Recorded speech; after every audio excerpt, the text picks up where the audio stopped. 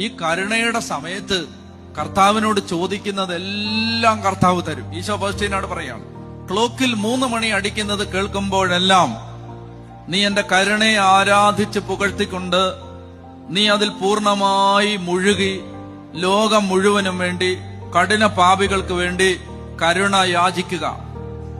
ഈ നിമിഷമാണ് എല്ലാ ആത്മാക്കൾക്കും വേണ്ടിയുള്ള കൃപയുടെ വാതിലുകൾ തുറക്കപ്പെട്ടത്.